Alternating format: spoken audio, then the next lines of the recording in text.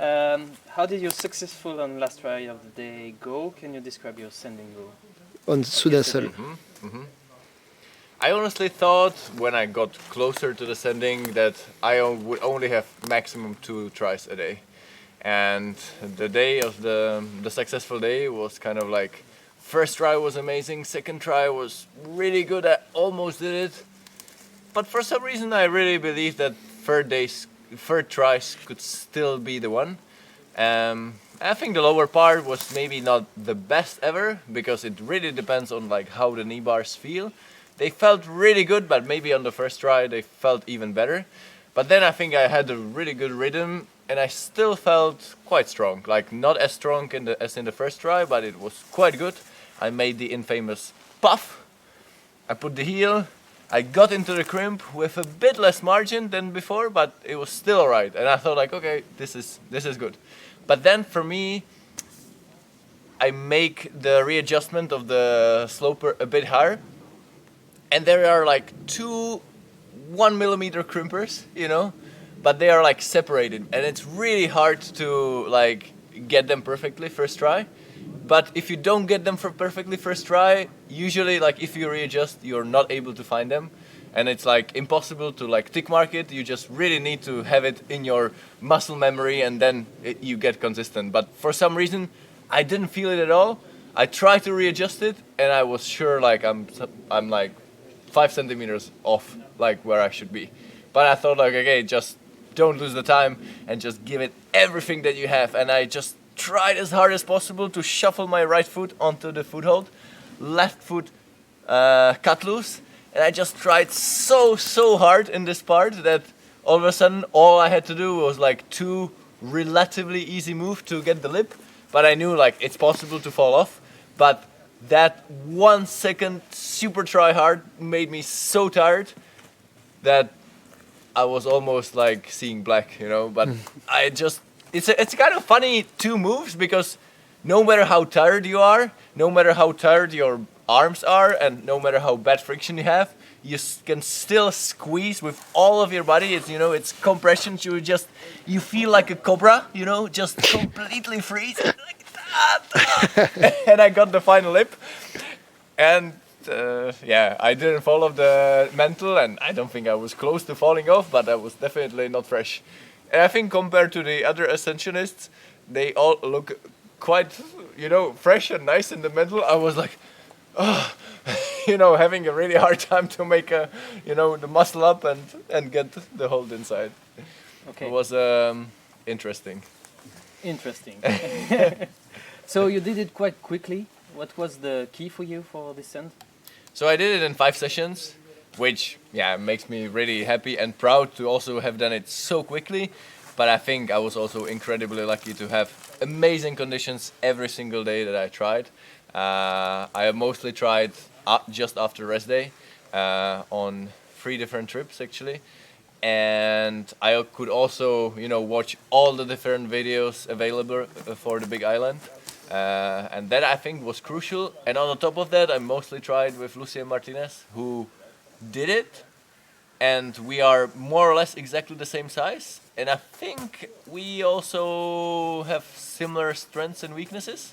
And I think standing start. yeah, Lucien did a standing start 2 years ago, I think. And I think he really pushed me into the method that I ended up sending because I was kind of stubborn to keep trying the method of Kami and Nico, which is the left heel hook and the right foot on the crimp, which I think you need a certain body size to fit in the box. So I think Kami and Nico, they are the same arm span, but they are a bit shorter, so the right foot on the crimp feels natural, and for me it felt like really unnatural. Whereas like the squeeze method, I think fits really well if you're a bit taller than me, but I felt like if I squeeze, I get the crimp, and then I can't really move. But thanks to Lucien, who like showed me, okay, you can, it's possible with our height. I kept trying, and then I found a way, and it was definitely learnable. You know, that's at the beginning, you know, these 2 moves felt on the limit, but after 2 days, it actually felt like, okay, it's okay. I can do it while being a little tired and losing some friction as well. Do you think this kind of power endurance, like compression move, fits your style? And do you think it's a kind of good boulder for people doing rock climbing, like sport rock climbing? Yeah, for sure it's power endurance, but at the same time, it's a kind of move that you don't really find on the sport climb, I would say, because it's so compressiony and it's so far away. Like, I think adapting my body to a full span positions helped me a lot over a few sessions. Uh, in the end, I think the boulder really fits my style a lot. That's also why I decided to try it.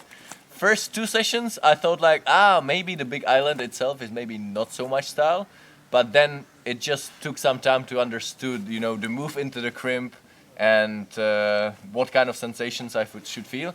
But I must say that the lower portion of the boulder fits my style really well, and I know that this was definitely game changing for me compared to maybe Cami or Simon or Nico, as they were struggling in the lower part way more. I think if I risk the lower part, I could climb it like with using very little power, but that really demanded on being kind of lucky with the knee bars with not slipping out. So I kind of try to use a little more power than necessary, but still being really relaxed. Do you have an opinion about the technique of Simon Lorenzi of putting a book below the knee pad? I have so much respect. I think this is an incredible genius idea because he's short and probably without the book he would not really stand a chance to use this knee bar. I'm very grateful to have done it without the book because I think the book for the rest of the boulder, like wearing a book in your knee pad for the rest of the boulder must be really annoying. So I think there is more controversial thing about the boulder, and that is the fan, the ventilator straight on the crux sloper, which I've never really tried it anywhere else, and I really don't think like somewhere else would help it so much like on Soudain Seul. Okay. Like Nico is a super dry skin, so he did it without the ventilator. But me, Camille, and Simon, we all did it with a ventilator straight facing onto the hold, and that, especially if you come from the sit start, is absolutely game changing. It's I don't think it's really possible to get up to the crux move from the sit with your right hand being like, sticky enough, and the ventilator helps it a lot to simulate like a still sticky feeling. Did you have some time to think about the grade? Do you have an opinion on it yet? I feel fortunate as I feel like a sport climber who only occasionally boulders, and I feel much more experience in like AB plus 8C range. Based on that, I think I did one 8C plus in Varadze. It's Joya. Many years ago, I did some first ascents back at my home crack, and I still think Soudain Seul is harder than that. So according to that logic, it could be soft 9A, even though, yeah, I think it's a boulder problem which is very hard to give it a grade because it's very learnable, very trainable. I think if you compare it with more straightforward, pure crimping boulder problems, like you either do it or you just don't do it. But Soudain Seul, like I think even if you try 100 days, maybe you can still learn more stuff, be more flowy, and that helps a lot. I think I did it really quickly because I'm really good in like getting the flow very quickly. So I don't think if I projected it for another 20 days, my flow would get that much better. But even for me, I think it would still get much better. So my subjective feeling is like 8C plus 9A for sure. Like just 8C plus. Hard to tell. Like there's also, I think there is quite a bit of a mess in bouldering grades, even though I haven't really done any of these 8C pluses. But from what I tried, at least, I think like there's a big discrepancy between like soft 8C plus and hard 8C plus, and maybe the 9A grade over the time got a little bit softer. So if we have the new age, maybe a little bit softer grading of the higher end, then maybe it could be a 9A. On the top of that, I think it's it's a boulder which is quite hard to grade because like the single moves are not so hard, but there are kind of sort of different skills that you need to have for the boulder. So lower part is like you need to be a good knee bar climber, and then on the top it's a different style and you need to find your own way. Now there is a new method for the short guys as well. But to have it all and still have the power endurance is, I think, what makes this boulder problem hard, and that's the reason why it could be a 9A. You recently discovered the phenomenon Charles Albert. Yeah. What do you think about the style of climbing barefoot? Do you like it? I Do you mean, do it? I actually have quite a lot of experience because back when I was a kid, I had a climbing wall in my room, and my mother didn't want me to make this wall black. So there were like proper climbing holes, like it was a proper wall, maybe 20 degrees overhanging and maybe wide, on my arm span. But I climbed barefoot and I was choking up in a bathroom. So I think I have a bit of experience, and I always thought like, yeah, for some things it makes sense. But it's really impressive and shocking for me to see how Charles can actually make it work. Especially in my home crag in Moravský Kras, seeing him on my first ascent Terra Nova, 8C+, he discovered methods that I would never even think about. And I'm pretty sure they are not possible barefoot. So, like, Charles, instead of 6 hard moves, he does 1. And it works. Like, he hasn't done the boulder, but I'm sure having 2 more days, he would have done it. And it was really, really impressive. I mean, I think in Font and in my home crag, it could be advantages to climb barefoot. I don't think it really works very well, maybe for sport climbing, because you just get tired. But it's very interesting and very impressive that he's very strict, and it's not like, okay, if it doesn't work barefoot, so I just want to still do this boulder problem so I can maybe climb with climbing shoes. No, he's just purist. I really, really like it. Cool. How do you explain your longevity at top level? Is it difficult for you to keep motivation after like competitions, especially after Olympic Games?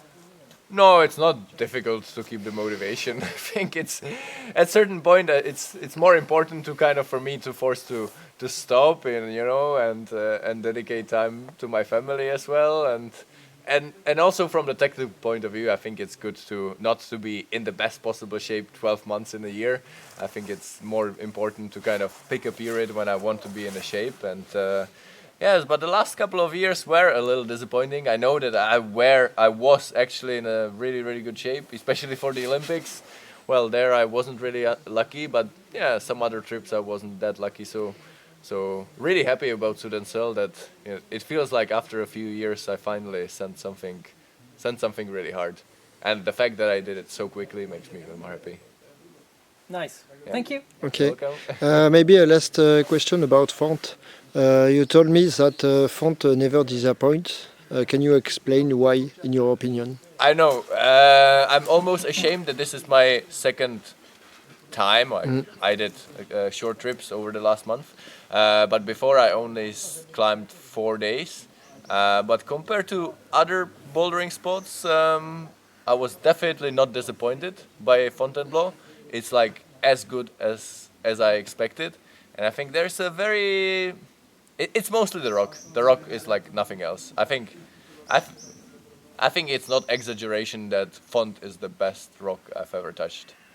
I mean, it's probably not possible, Usually I say Flatanger has the best rock that I know, but it's true for sport climbing. If Flatanger was out of Fontainebleau sandstone, I have to admit, it would have been even better.